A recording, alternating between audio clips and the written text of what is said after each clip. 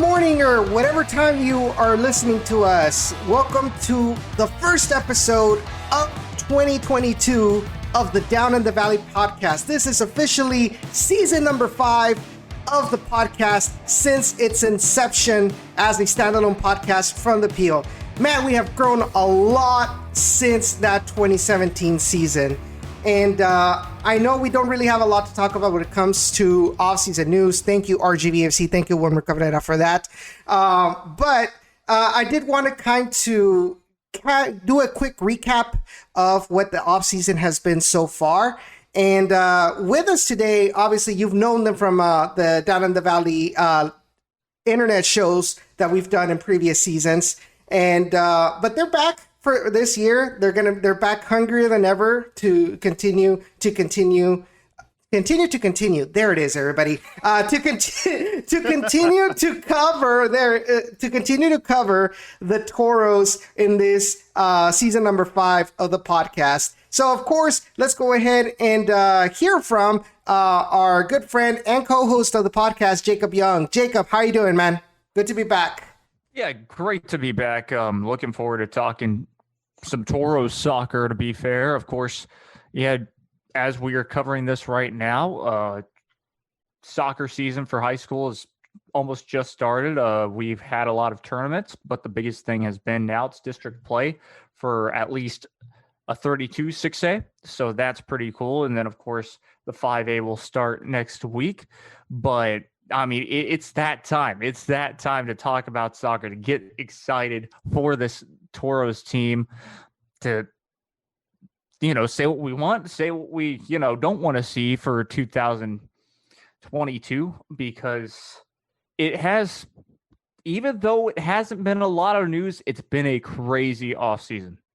Oh, you can say that again. And usually we leave the plugs for the end of the episodes, but Jacob, you're talking about high school soccer. Where do you do your coverage of high school soccer?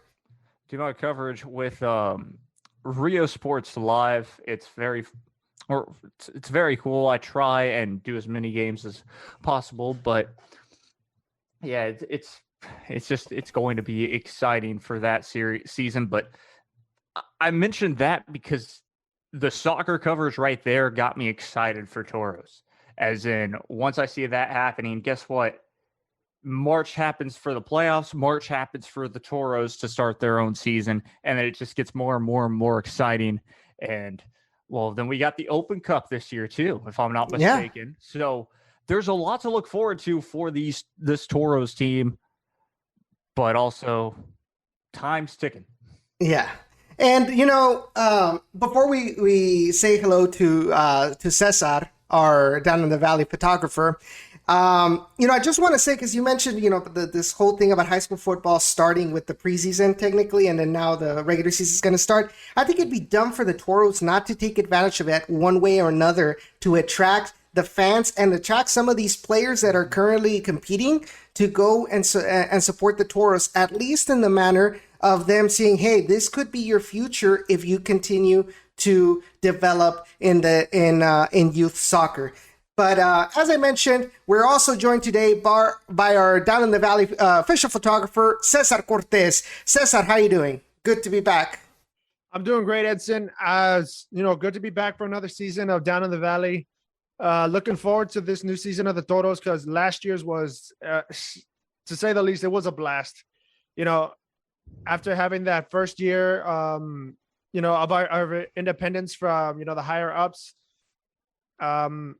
we saw an amazing season. Heck, we made it to playoffs this year. We made it to the semifinals. Unfortunately, we got stumped by our Texas rivals. But hey, if that's what, if that's what the Toros are capable of as an independent club, who's to say that won't be a repeat of last year for 2020?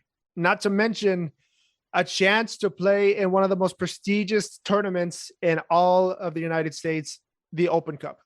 Mm-hmm.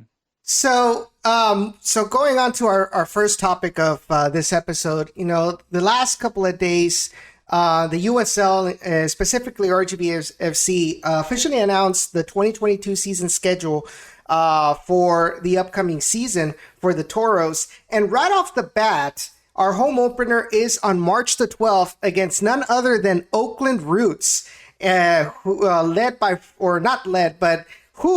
have in their roster a couple of former RGVFC players, including our boy Chuy Enriquez, and of course our favorite goalkeeper, Paul Blanchet, or at least he was there last season.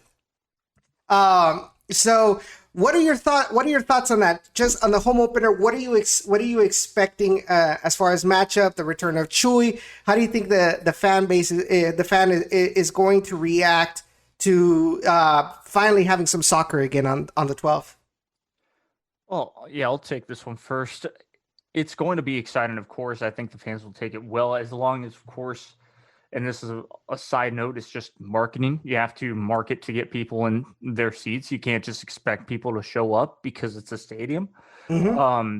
Besides that point, for the former fans like the Stampede, I think it's going to be very exciting for them to see Chuy. I think they'll give Chuy a hard time, but in the end, of course, we still like that guy. I know he still loves the RGV, or loved the RGV, because let's be fair, LA and or California and the Valley is pretty similar. I have some friends up in California, and they'd say pretty much the same thing. We talk about the same types of food, as in, like, we love our spicy food and the chamoy and all of that. Still the same thing up there.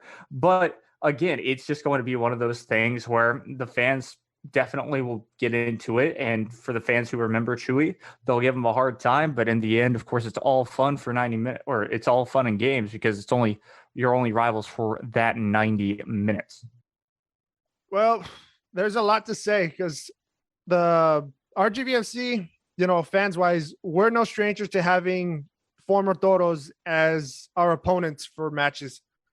But, who's to say the Stampede won't give him a hard time? Who's to say they will?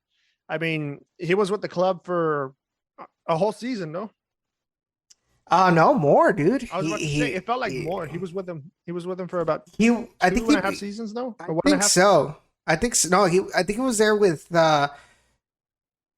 3 seasons actually, if I recall correctly. But he was one of those players. I think he came in when Junior Gonzalez was the coach, and then he was here for under Gerson Echeverry. And then he left to San Antonio in 2019, if I recall correctly. Because then 2020, that's when he went with Oakland. Or no, I think I may be wrong. Los Dos. He went to Los Dos. No, that's... Are you sure? No, I'm pretty sure. You know what? Now I'm curious. I thought Los Dos was somebody else who we kind of can't really speak about, because they yes, team too. Yeah. An RGV native that we shall not talk about, because what he did was kind of bad. Okay, yeah. So he was here for 2 seasons with the Toros. 2018 and 2019. In 2020, he leaves to San Antonio, and then midway through the season goes to Reno 1868, F in the chat. And then in 2021, last year, he went with Oakland Roots. So far, he has been with, RGV has been the team he has spent the most duration with in his career, not including Tijuana, when he was with the junior team of Tijuana. But, honestly, for me, it's going to be great to have Chuy Enriquez back, to see him again. I mean, he has been a personal favorite of mine since he was here. Really good friend as well outside of the pitch. And honestly, I wouldn't doubt it if Chuy Enriquez, scores a goal. I think he has been a good player. His motivation has been this past season being back, in front of his people out there in California. And so that has really helped him, motivate him after the disappointments of not getting minutes in San Antonio, not getting minutes in Oakland, in Reno 1868. And now he's getting minutes with Oakland. They made it to the playoffs last season. And so, he's hungry for more. And what better way than to prove to RGV, even though the Dynamo have nothing to do with this team anymore, kind of prove to them why they should not have let them go like they did. But here's my final question to you before we move on to the rest of the schedule. So, what will you do if Chuy Enriquez scores a goal and celebrates it? I mean, he has every right to celebrate a goal. I mean, he scores. You get to score for your team. You're playing for your club. You're not playing for another club, especially even if they signed you before and you played for 3 years. There's no doubt in my mind you're going to celebrate that goal. Will he get some applause? Who knows? Will he get some boos? Probably from the Stampede, just as a joke, because they love to terrorize their opponents. It's just the way it's always going to be. As long as, of course, we don't see any birds in the stands from them, then we'll be all right. Because we're not KC, that's all. Yes, burn KC. Why not? But it's always a good time to burn KC. Exactly. But I think he's going to celebrate it, and I think that would be totally okay. Now, it would stink for RGVFC, considering that, well, they probably be down a goal, or that would be the tying goal or something along those lines. So it would just be difficult, and they'd have to get their heads back into the game and not let that defeat them, kind of, if you get what I'm saying. Now I want to hear what Cesar wants to say. If he scores, all credit to him. If it's a solo run, if it's an assist, either way, it's your moment. Go ahead. How the Stampede will react? Well, Edson, you and I being former Stampede members. Mm-hmm. I don't want to give too much away, but I mean, you have to realize that the Stampede's going to do their part, and their number one priority is representing and supporting the Toros. So they're gonna do whatever it takes to put some pressure on the opposing team, even if that player is a close friend of members of the Stampede or anything. That goes out the window for those 90 minutes, because the priority should be help, cheer, and support the players that are currently repping the Toros crest. Big time. I mean, that's the number one job for the Stampede.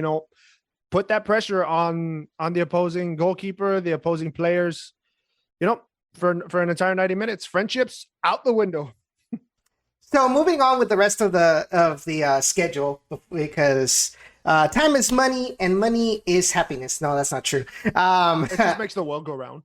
And it pays the bills. But more importantly, it pays the bills, right? Because no money, then you don't know where, you don't have where to live. But So, but that's something for another kind of podcast. So moving on, March 19th, they travel to Orange County to take on the reigning champions, Orange OCSC. By the way, huge shout out to the OCNC soccer cast. Huge friends of ours, huge friends of Jacob as well. Always treats us well whenever they invite us onto the show. So that'll be a difficult road trip. Yes, we beat them last season, but you have to remember, and I know they reminded us in that a special show that they made before the conference semifinals, that was a different coach. That was a different coach where it seemed like the players weren't really happy or comfortable with his system. And so once they got rid of that coach and brought in the new one, it seemed like Orange County SC just started playing so much better, to the point that they're the champions. They defeated the Tampa Bay Rowdies at Tampa Bay, so which is not an easy task. So will they have what we call in Mexico campeonitis, which is basically where, they become champions and somehow they just have the worst season the following year? Will that happen? We don't know, but it is going to be a really challenging road trip. Very challenging indeed. It is always when you play on the road, it's very difficult. Of course, long flights like that, we all know from McAllen, even if they take the connecting flight from Houston, it's still about a 4-hour flight just to get to Orange County, which is, the LA area and all of that. So that's already, they're going to be tired. 2 hours back will technically benefit them just a bit. But besides that, they're still playing on the road. They still have to get used to the pitch. They still have to get used to maybe if it's a tighter one. All of that coming into play, even though, and then of course, just like you said, they are defending champs. A lot of players are coming back for Orange County, if I'm not mistaken. Besides them also signing a couple more players. Like Cubo Torres? Exactly, like Cubo Torres. Well, Cubo Torres, that's of course a different story on him. He might only try and play until he gets called up to the national team, and then he won't care one bit about or he's going to and this is true. This was verified to me, where he missed that flights to an away game because he overslept. Or that. So it does him coming over to USL mean that he's going to care more or care less about the squad and be like, who was it for Phoenix Rising that didn't necessarily play like almost any minutes? It was Didier Drogba. There you go. Like Drogba didn't really play that much for Phoenix Rising, if I'm not mistaken. He was like so-called injured is what they said. But besides that, it is still going to be a difficult match. Looking forward to it because that is the first away matchup. RGVFC have had success against Orange County, but like you said, it is a different head coach, different system, and they seem to be playing much better with them. So only time will tell. How will the Toros be informed by that time too? So you have to take it half and half, and only until it gets up to that game will we know more about how that matchup's actually going to play out. So all I have to say after what Jacob just said, if you get flamed on Twitter by Vanderplas and the rest of Rising Nation, I am not responsible for that, Jacob. That's all on you. Okay. I mean, I said what I said because I saw what I saw. That game still, to me, no regrets. A classic. Yeah, 2-2 draw or 1-1 draw because their team decided to get red cards. Didier Drogba was just there for a little bit of fame, is what it seemed like, because he did not dress out. At least if you're a player, if you're Antonio Brown, you dress out of the game and then you walk off the field. So, I mean, who knows? I'll keep digging myself in a hole. That's fine. Cesar. I'm going to try not to jump in that hole.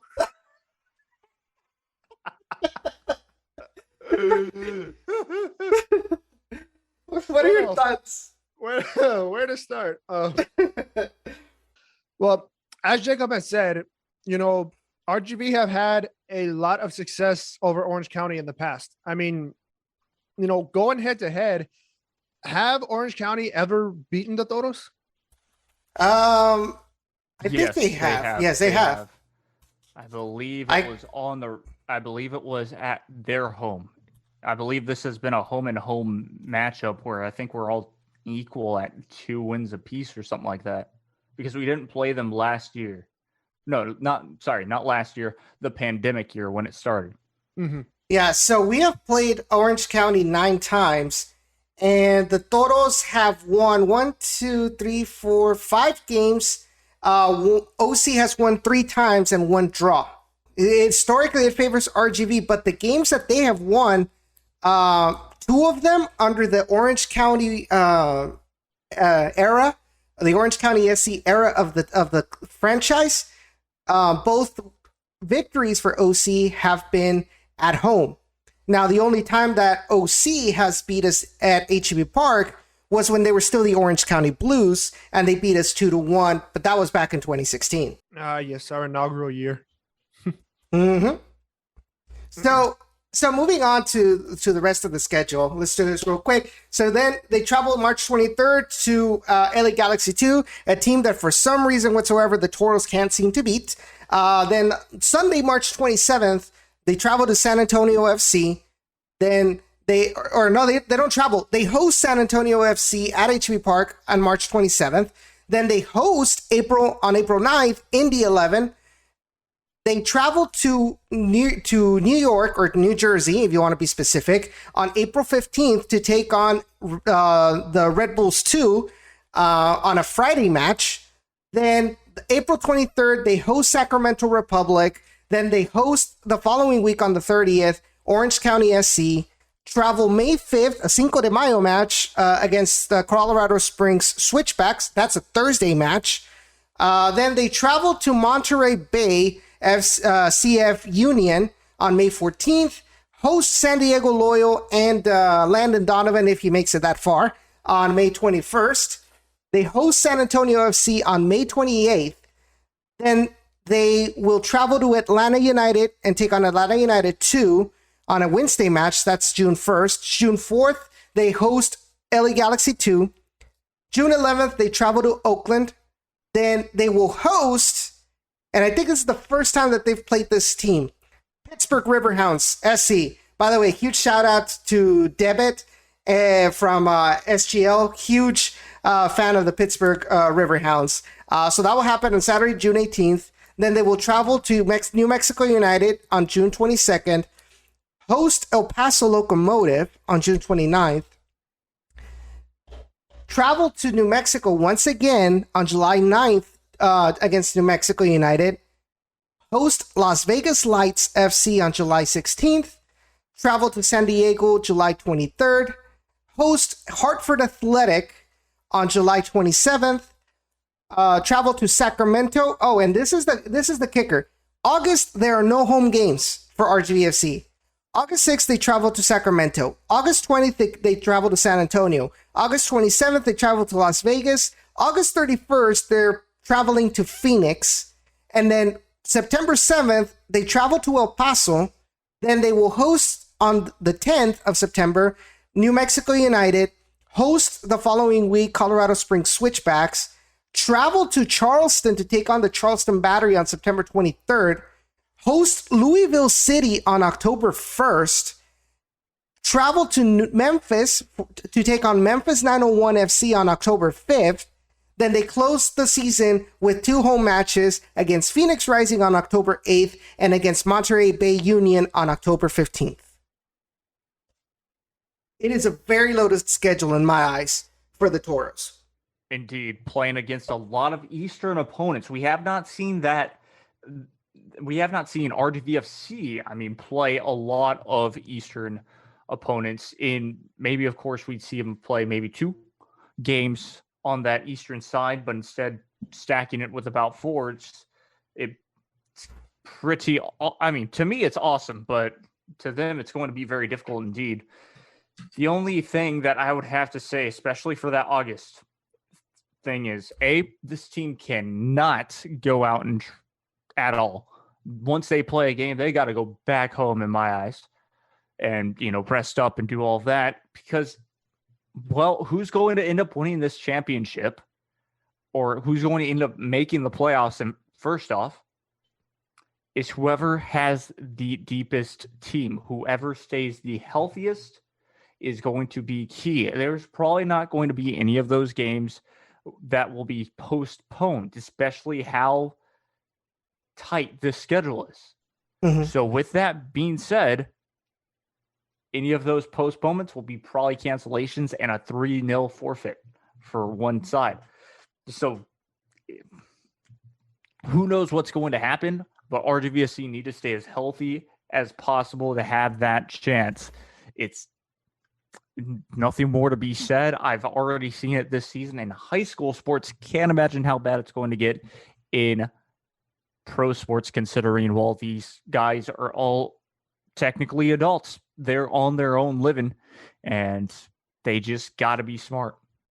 I think it's got to be the most interesting schedule that the Toros have ever had, only because look at how many, Eastern Conference teams were playing.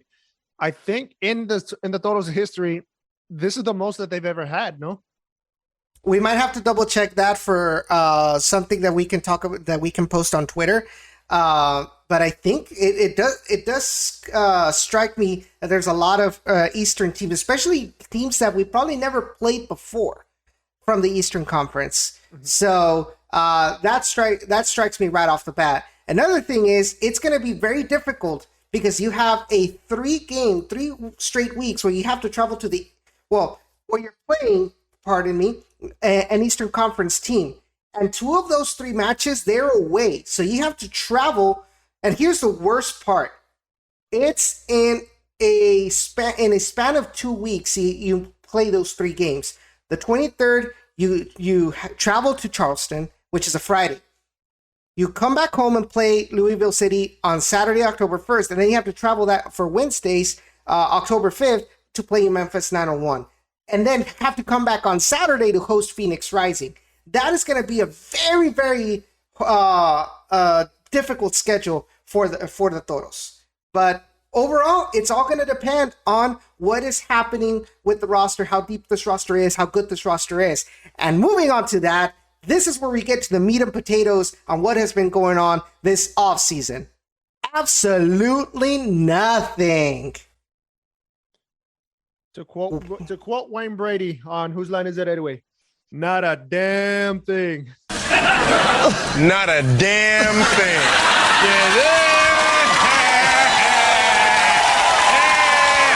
Where I was getting at is that the Toros really have done nothing in this offseason.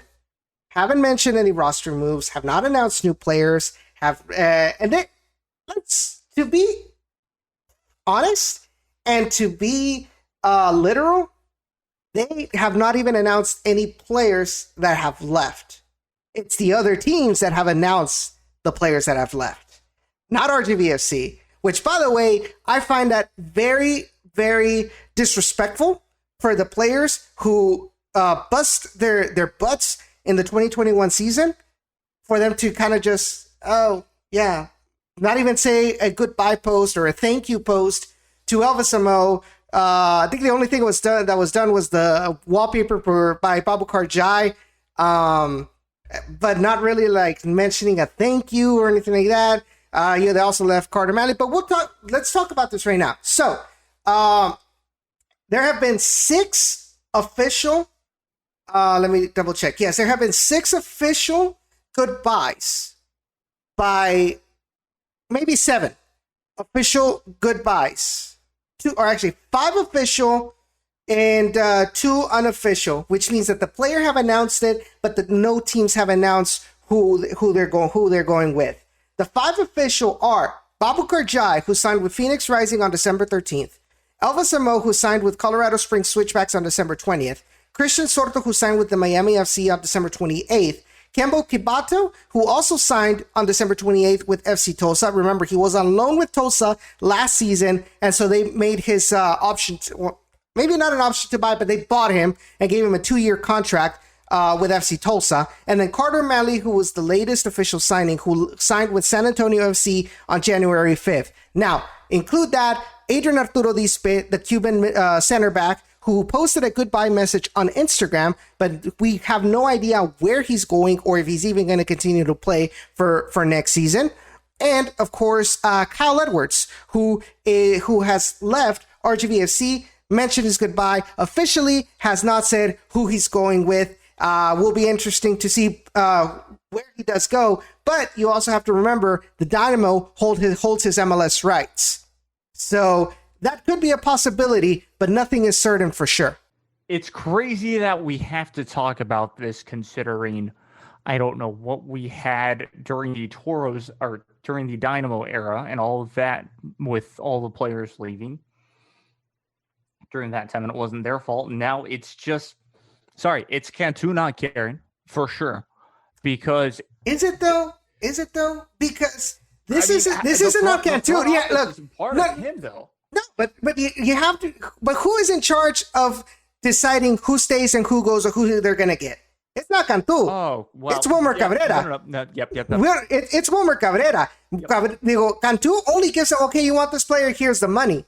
But it's all on Wilmer. It's all on Wilmer Cabrera for him to make these decisions. And if these decisions haven't been made yet, it's because of Wilmer Cabrera. Now, I'm not saying that he's been on a hammock all through his vacation, because I heard he has been working while on vacation in Europe. But at the end of the day, what's going on with what we have already? That's the biggest question. Yes, You might get some players, but what's going on with the ones they have? Mm-hmm. I mean, we aren't on, as of this recording, we're recording right now, it's January 17th. Other teams, except for Las Vegas, that's another one, but that's with LAFC. But other teams have mentioned who's coming back and who's not. RGV has not. So what's the direction this team is going to go, right? And at this point, there's a lot of fans that are asking, okay, who are we keeping and who's not coming back, right? And so then you're seeing, they just signed our leading goal scorer of 2021. They signed who statistically, even with the limited amount of games that he played as a left back, considering he was a midfielder and not a left back, but he was the best. I think it was for interceptions or I forgot exactly what statistic he was. He was the best of the team, but he leaves for Phoenix Rising. Christian Sorto, I believe he might have been like the leading assister of this team. So you lose him as well. And Carter Manley, a player that came in the middle of the 2020 season, kind of gave some stability to the defense when placed as a center back in that particular instance. He wasn't really flashy or somebody or a player that was, what's the word I'm looking for? He wasn't a standout player in a statistical sense point of view, but he did his job. Whenever he was called up to be paired as a center back or even playing as an outside back with the Toros under Wilmer Cabrera. So you lose him as well to our in-state rival. So and what else, man? What else? Who are we keeping? Which other outstanding player from 2021 are we losing? That's the biggest fear that a lot of fans are having. What are we going to be working with? What foundation are we keeping from 2021 to build off on 2022? Yeah, no, you're right. It's difficult to see this. Yes, Wilmer Cabrera, we've seen that he is working, but again, they're starting to fall behind, just like last season when RGVFC did not have a coach. When RGVFC did not have a manager, it's around that same exact time where Wilmer Cabrera all of a sudden came in. And to be fair, Wilmer Cabrera came in, what was it, closer to March? So as long as we technically get a signing before then that's perfectly okay. The only problem, just like you said, Edson, is why aren't we signing any of these players back that we had last season that were stellar? And that's the thing. And I hate to say this, but it is true. Sean did mention a good point. It's like, who actually wants to go play for Wilmer for the 2 years, for the 2 straight years, or did Wilmer not reach out to them? And apparently that's the case. Wilmer did not reach out. And so Wilmer wants to move on from those players and get more young, maybe not necessarily get younger players, but definitely get better talent to see, okay, this is where we're lacking. Well, let's just replace these. But of course, it's all about having a bench, having a sideline. I say it again, this team needs to have a lot of depth because we saw what happened halfway through the season, not to mention with kind of the World Cup coming up this season too, with all the smaller teams having to play friendlies against these bigger teams that will make it to the World Cup. So all of that goes into account. It is frustrating. So it isn't necessarily Cantu apparently, as I'm being told, he's fine with giving out the money, but it's how much can this team start to market? You buy these players, you get to market, you put butts in freaking seats. Vicente, hopefully Sanchez comes back and at least becomes a coach, because I don't see him playing again. Yes, age is just a number, but at the same time, we saw he could only play for a second half and given maybe 40 minutes or 20 minutes to be exact, because he would play for like in the 60th minute. Point being, yeah, it's just, why are we waiting this long again? Cesar, come on, you have to. Who's in the right here? Am I crazy, or am I just not? What's the word? Or am I being too lenient on this team? To be honest, y'all both do make really good points. But I think we've honestly, as as fans and as supporters, like the three of us plus Ray, I honestly think we've been a little bit too lenient. Maybe because, we're from the Valley. This is our team. We want the team to succeed.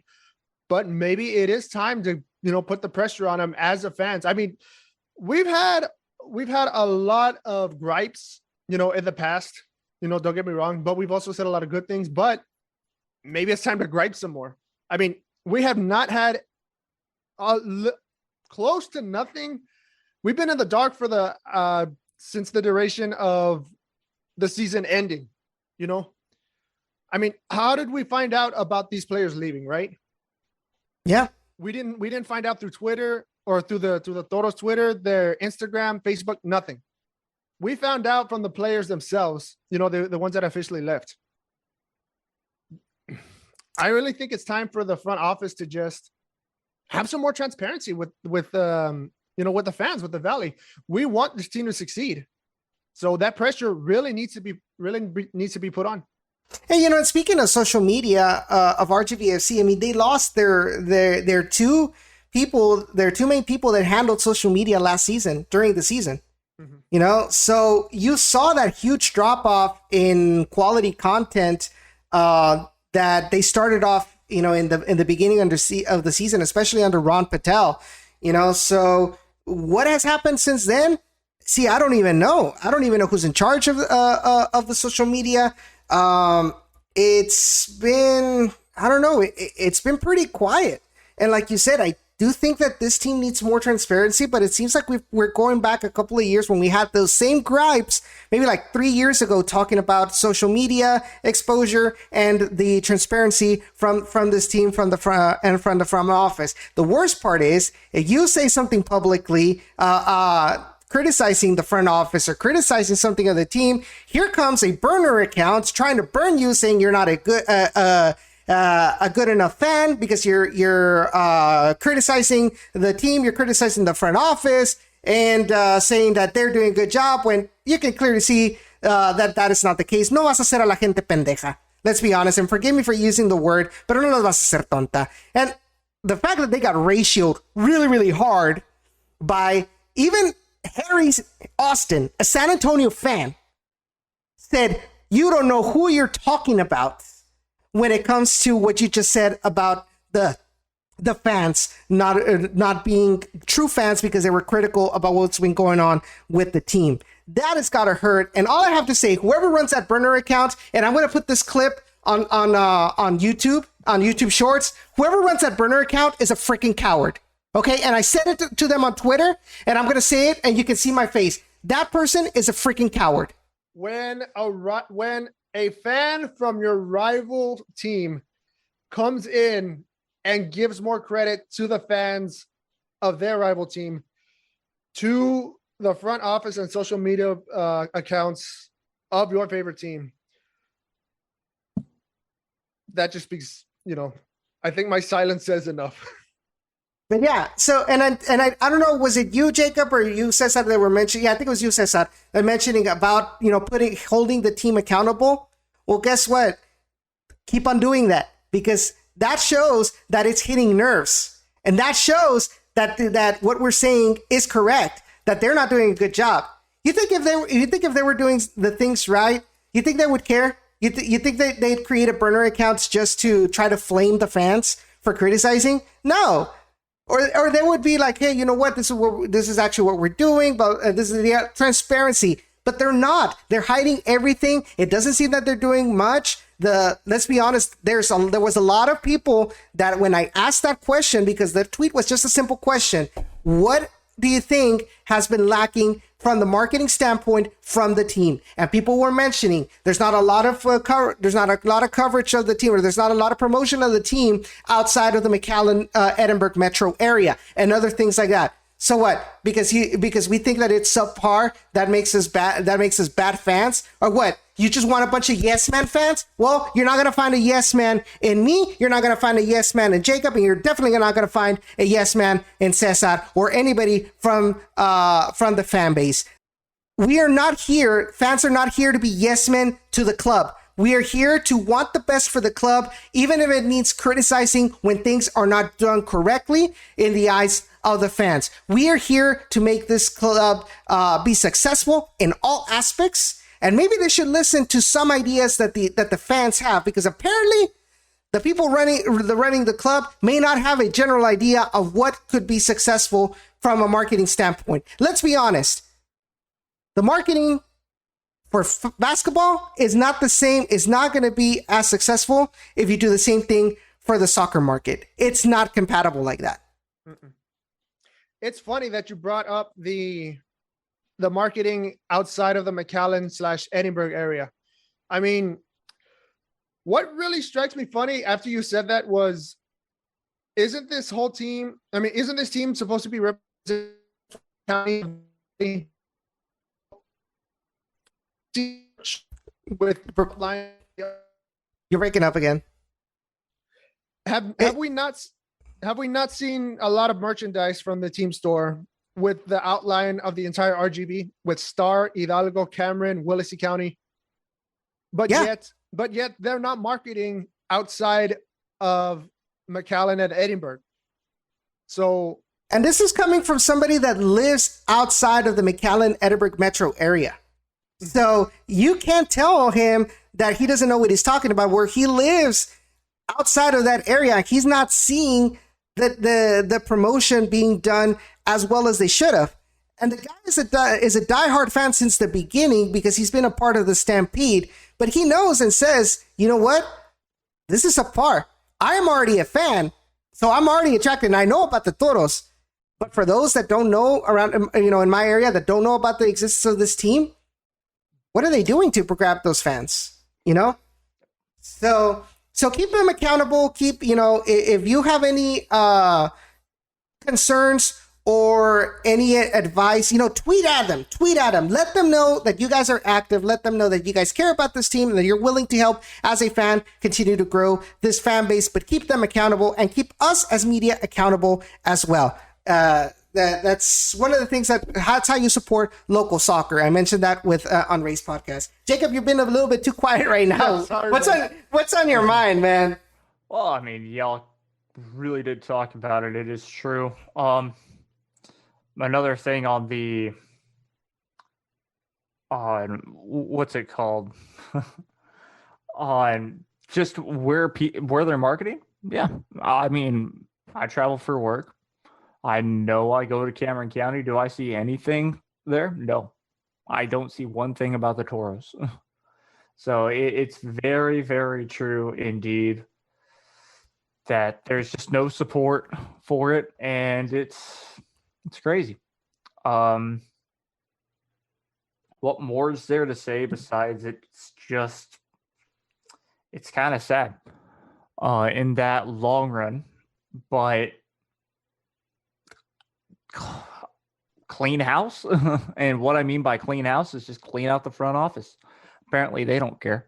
And I really mean the front office by just the marketing team, apparently, or because they could even be just a little bit above what they're doing right now, and it's so much better. I can tell you by just my example, it's so much better for just getting themselves out there a little bit more, because nobody really knows about this team. Simple. And maybe they do care. Maybe by me saying it's horrible, whatever. But they don't show it. That's the thing. Yeah, maybe they do care, but they just don't show it. So or maybe they don't, or maybe this is where you have a point where it comes to funding from Alonso Cantu. Maybe he doesn't. Maybe Alonso Cantu doesn't give them enough of a budget to really market this team like they should. Or maybe they just need somebody with fresh ideas that comes from a soccer background to help impulse the marketing aspect of this team. Because let's be honest, under Ron Patel, the marketing had improved. Ron Patel leaves. It goes back down to the same old from previous years. Coincidence? I think not. Exactly. Honestly, you see, a lot of people might say, Ron Patel may not have a big of an influence of all of this. I think he did. And I think the proof is in the pudding. That he knew how to market this team. He knew how to get this team out there for fans to kind of be interested on this team. And yeah, obviously you got to have a good team to back up all that talk, which we did. But at the end of the day, if you have a good team, it also depends on this team to be able to market the club not only on social media, but you also have to market it in other things. But let's go ahead and wrap this topic up. And we do want to hear your thoughts. If anybody's listening to this podcast on Apple, Spotify, obviously Google Podcast, Anchor, etc., be sure to subscribe, give it a 5-star rating. If you guys deem it that is what we deserve, be sure to give it a 5-star rating and share it with all of your friends. But I do want to get, if anybody's listening, I do want to get your thoughts on what you think about this particular topic about the marketing. What can be improved? What is good that they have done so far? And of course, any ideas that you guys might have to make this a whole lot better. I've had a couple of ideas that I mentioned in previous years, and it's gonna be something ad nauseum that I just don't want to repeat. I don't want to beat the dead horse. But I do have 2 final topics, and we'll do it real quickly right now. It's actually two questions before we wrap up this episode of the Down in the Valley podcast. So, who are the top 3 players that you want to see return to the Toros, and who are your top 3 players that you should not return whatsoever to this club? To kind of refresh on who's still pending, on whose status is still unknown for this particular from the 2021 roster. It is Tyler Derrick, Colin Miller, Adrian Arturo Dispe. Like I mentioned, he published his goodbye, but we don't know if he's going for another club or he's still just a free agent. Camden Riley, Eric Pimentel, Roberto Albuquerque, Diego Rocha, Luis Ramsey, John Henry Sanchez, Juan Cusain, Juan David Cabezas, Rodrigo Lopez, Adrian Vera, James Murphy, Grant Robinson, Emilio Icaza, Andres Flores, Josue Soto, and Alexis Cerritos. Notice that I didn't mention the players that had their loan expire, and I'm talking about Aitor Lopez, Cal Edwards, who already moved on, Juan Carlos Azócar, and Edwin Cuero.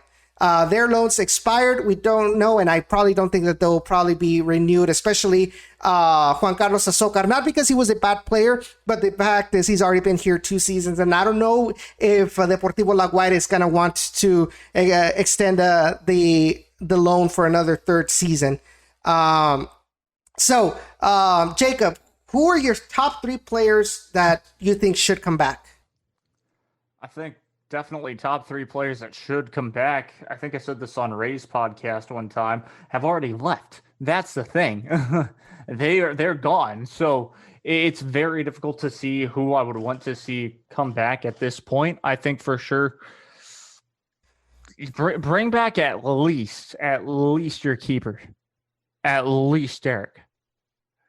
If not Derek, bring back your backup, because guess what? He did wonders in the playoffs for us, and he really matured. Take this into consideration. He matured through that playoffs. Yes, he did. He got yes, much he did. better. So again, you bring him back, you get him more training. He's going to be a very much improved, again, probably backup, but he's going to start a good amount of games, considering we just mentioned the schedule.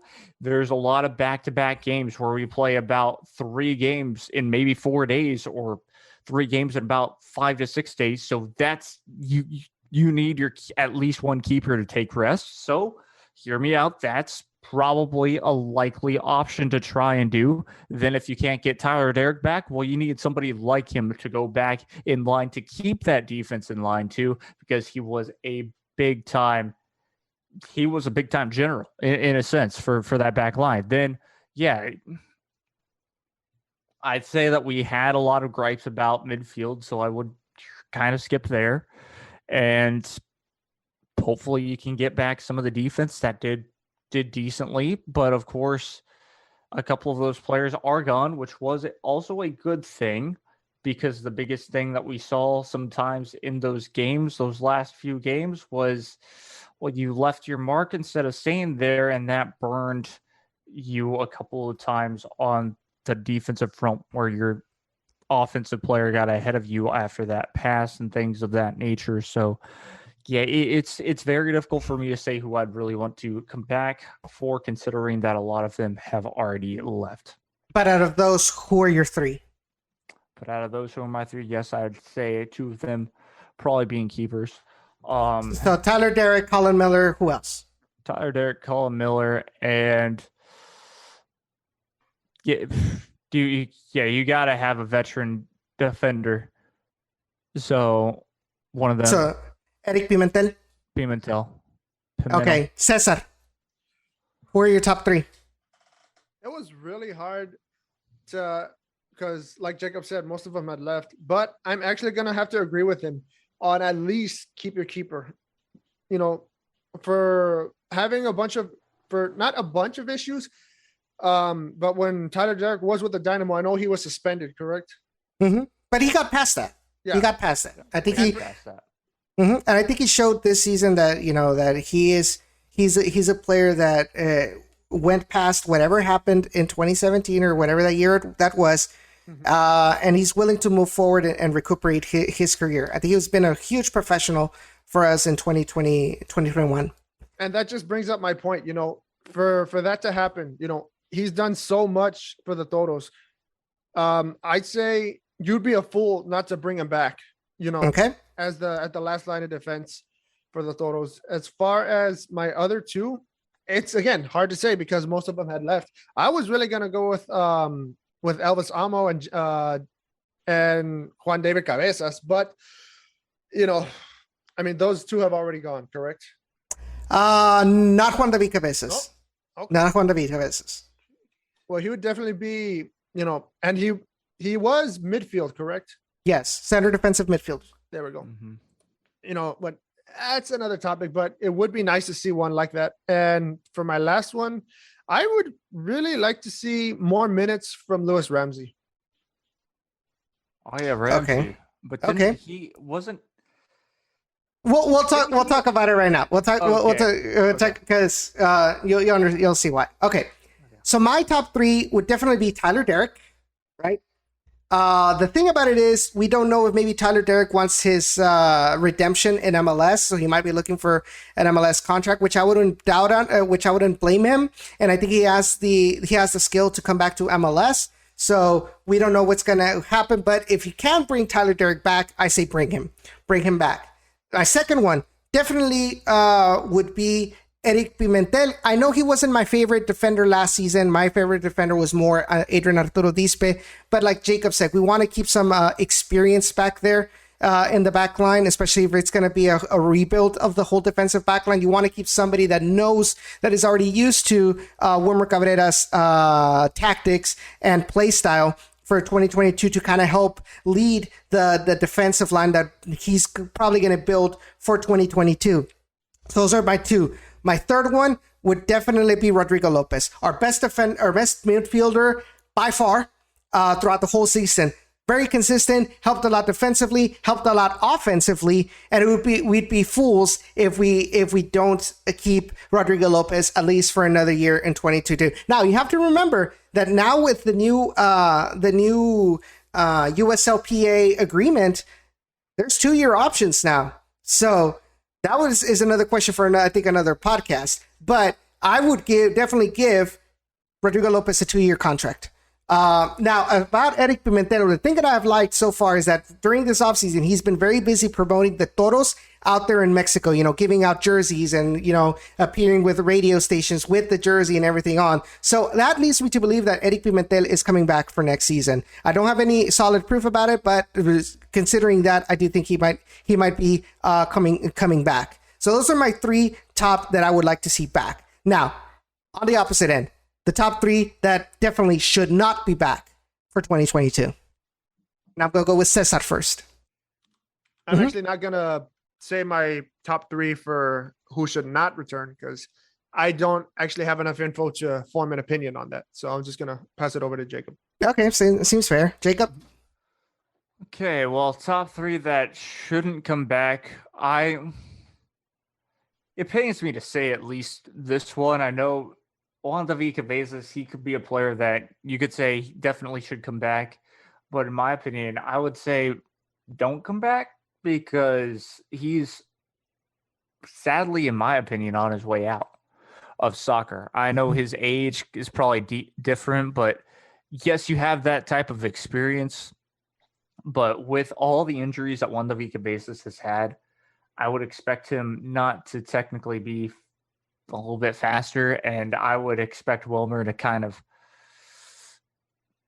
replace him. Now I know it's crazy to think about, but that's definitely a possibility. And now, yes, I would see that Louis Ramsey, would you bring him back? The only thing that I'd say I wouldn't bring him back is because his preference is not to play down here. His preference is definitely to play somewhere else. He said that he got homesick, if I'm not mistaken, that was him. And so, like, a lot of these players that were brought in last year couldn't necessarily get used to the heat. That's why I'd say he'd probably not return. And you probably wouldn't want to bring him back and bring somebody that would be used to the heat, like a Colombian, because it's that type of humidity is why. And if you do bring back Vicente Sanchez, you wouldn't bring him back as a player. I think I've said that before, but I think you just bring him back as a player coach. So technically you wouldn't bring him back as a player. So you'd have to replace that position. Okay. So your three are Juan David Cabezas, Louis Ramsey, and Vicente Sanchez. Yes, sir. As a player. Yeah. So I agree with you with this, with Juan David Cabezas. And it pains me, and I said it on Ray's podcast.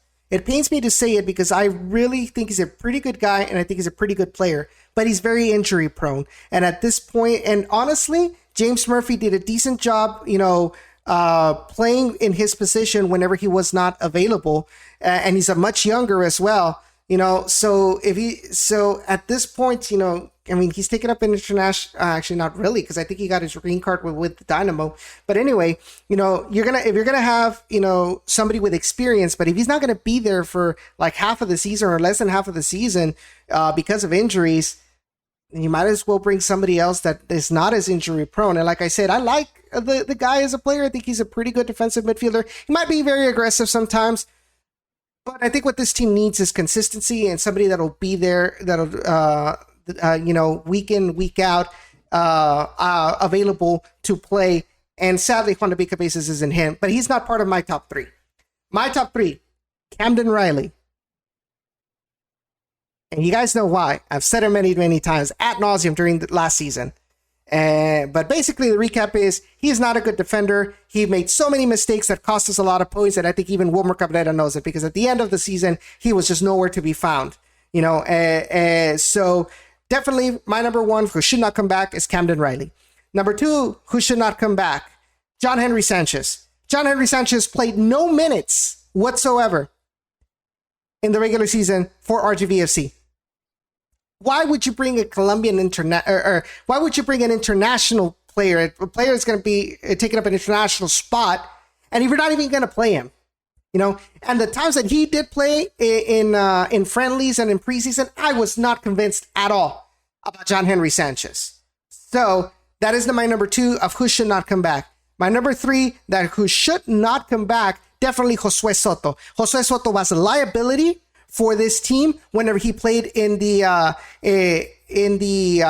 friendlies against Monterrey and the times that he played also in preseason. I saw nothing out of him, and I think he did play a couple of matches, maybe a couple of minutes when they were rotating the squad, and he was definitely not good enough to play for the Toros. I don't know why, if he just didn't understand Wilmer Cabrera's play style or anything like that, but Josué Soto is definitely my third option that should not come back whatsoever to the RGV. That's pretty much it for this episode, guys. Jacob, Cesar, any final thoughts before we end the show or this episode? Yeah, I think your top three are very realistic to leave. And of course, you kind of mentioned that you technically even have a fourth, and that's, JDC. So it's probably correct on those notes. And honestly, my fourth actually, if we want to take out John Henry Sanchez because he never played, if you want to replace somebody on that top 3, that would definitely be Wanku Zane. To me, I felt that he was overhyped when he was brought in the offseason. I think Wilmer benched him because he saw that he wasn't playing like I guess Wilmer wanted him to play. And when he was brought back to get a couple of minutes, I guess he was just too pressured to try to prove to Wilmer that he deserves to be in the starting 11. I think he was more known for getting yellow cards than actually generating something on the offense, especially in the latter part of the season. And to be honest, in the latter part of the season, he was just pretty much shunned from getting some minutes. So I think definitely it would be Wanku Zane. And I know I'm probably going to get some flame from Malaysian Twitter, but I just got to be honest, Yeah, and I think that's definitely fair for you to say because of that whole thing of he was yellow card prone. He'd go out there, he'd grab a yellow card. He wasn't, as impressive.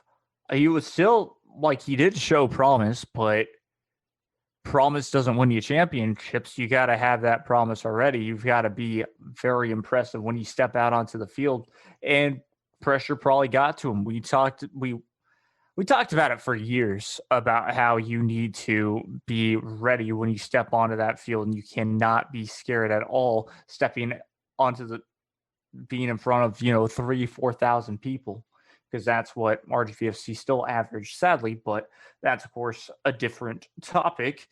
And yeah, so it's just going to be interesting to see how this all plays out, how this silly season still plays out. I know that that's more of a auto racing term, but it is true. Who knows who RGVFC are going to get, if anybody. We'll see what Wilmer finds in Europe. We'll see what he finds anywhere else. If I had to guess, a couple of European or English players would probably maybe come down. A couple of South American players would definitely probably come down, and we'll see who else gets kicked out or given the boot, who haven't left just yet, because Wilmer either hasn't reached back out to them, or if they're ready to hang it up, just the little things like that, and can't wait for it. My final thoughts. To sum it up short, I'm hopeful for this season, based off of what we saw last year. But again, this is going to be probably more than likely a completely different roster. But like I said, I'm hopeful. Maybe our words will reach the front office. Maybe, the voice of the fans will reach the front office as we hope. And we'll just have a good season. That's what I'm hoping for, is just a really good season. And guys, well, thank you so much for tuning into this episode of the Down in the Valley podcast. We appreciate all of your support in what's starting season 5. I can't wait to show you what's coming up for season number 5. We're really trying to make this a special year for the Down in the Valley podcast. So stay tuned to any news that will be coming up. What I will say is we are going to try to focus more on the audio podcast, since it's a lot more accessible to fans than the YouTube live shows. We are going to try and see what we can do for the Patreons. Maybe they can watch us on a private live stream and then have a Q&A session, but nothing is official yet. So stay tuned to the Down in the Valley Twitter. Follow us on all of our social media at Down in the RGV on Twitter and on Instagram, and on Facebook. You can find us at facebook.com/Down in the RGV. Be sure to also follow me on my social media at EOchoa_8 on Twitter. EOchoa DITV8 on Instagram, and of course like my official page. Look for me under Edson Ochoa, The Striker Texas, and you can check out all of my articles there at The Striker Texas. Remember, new subscribers get a free 30-day trial to all of the premium content, so so be sure to support my articles on there. Jacob, where can they find you? Well, you can definitely find me on Twitter. That's where I'm most active on. Jacob Young 456. You can keep up to date with me on most of, where I normally will post, like my Twitch, which is the Overreact Gamer. You'd hear updates on that from most likely my Twitter. And of course, all the extra things that I'm doing. Just created a subreddit page, so that should be fun, where I can of course, post some of my content. Y'all can see it there. I'm excited for this 2022 year in general, not even just for RGVFC, but for my projects in general. And of course, yeah, just a lot going on and a lot of good. And it's not going to stress me out. It's going to stress me out, of course, in a good way to try and bring people good content, just like Edson's doing with DITV, just like, of course, Ray is doing shout out to him with his South Texas border sports and everything on that note. I'm pumped for this new year. Follow me again. Let's go. Yeah, y'all can find me at my Twitter, which is Court_EZ. You can find me on my YouTube channel, which is just my name, Cesar, Cesar Cortez. You can find me on my Instagram, Cesar_CourtEZ. That's mostly golf-related stuff, but I post regular like daily life content from time to time. But I'm mostly active on my YouTube channel, which is again Cesar Cortez. A mix of stuff, but mostly sim racing, video games, various memes, if you will, and also Twitter for my sports talk as well. Definitely. So be sure to support them. Go ahead and subscribe to all of their projects and everything like that. Just like you do with ours, with Down in the Valley, and of course my coverage of the Striker Texas. But until next time, y'all be safe. Y'all wear a mask. Take the necessary precautions. We're not out of the woods yet. Omicron is still kind of lurking through our backyard. So please take the necessary precautions to be able to stay safe from this pandemic, because we want to see y'all back at HEB Park. And of course, thank you all for tuning into the Down in the Valley podcast. Share it with all of your friends. Let them know what this community is all about. And I can't wait to bring you all more news as this offseason continues underway. Until next time, my name is Edson Ochoa, alongside with me, Jacob Young and Cesar Cortez. We'll see you in the next episode. Have a good night.